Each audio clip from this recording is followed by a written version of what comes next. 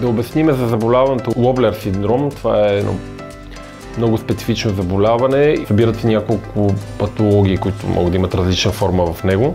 Представлява заболяване на шийния гръбначен стълб. От него страдат на практика големите породи. Това е особеното. Обикновено в задната част на шията, там където има голямо напрежение и усилие, се получават дегенеративни проблеми или по някой път могат да бъдат и вродени, конгенитални.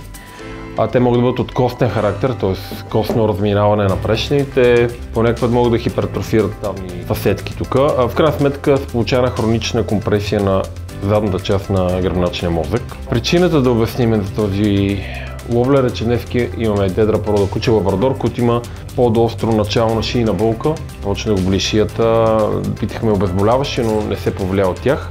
Скенера, който направихме, не показа добре проблема, но ще направим миелограма, сравнително стар метод на инжектиране на контраст. Все още има някои предимства. Ето това е контрастно изследване, което разграничи динамичен проблем. Това е особеното при Лоблера, че би могло да бъде динамичен само при екстензия на главата, като кучето дигне главата нагоре, се получава изпъкване на диска, стесняване на канала и натиска на мозъчните структури причинява болка. Направихме някои други проекции, включително дистракции, се вижда как при главата надолу или изпъване на шията няма притискане.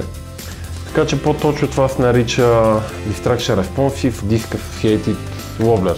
Това е една от формите на Лоблера. Характерно е за кучета като добърмани, немски докласически в литературата, но всяка едра порода може да има такъв проблем, особено дегенеративния на късна възраст. Ако кучето е много възрастно и признаците са леки, по-скоро се лекува консервативно с прилагане на медикаменти, обезболяващи, физиотерапия. При такива тежки симптоми, силна болка, която не се повлиява и при млади кучета се прилага хирургично лечение.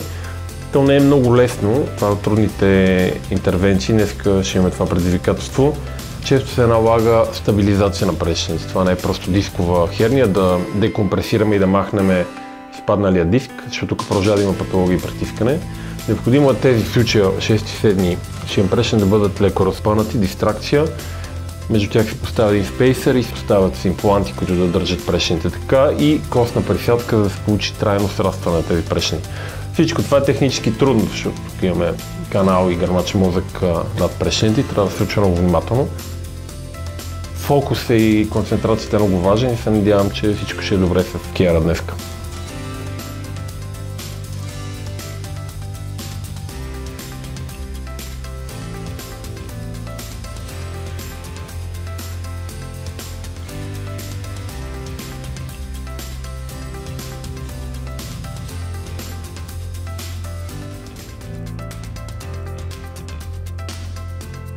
Има няколко варианти. Един от варианта за фиксация на такива шийни прешени е с тази шийна пластина, тя е специфична, която се използва в хуманната медицина за фюзване на прешлени.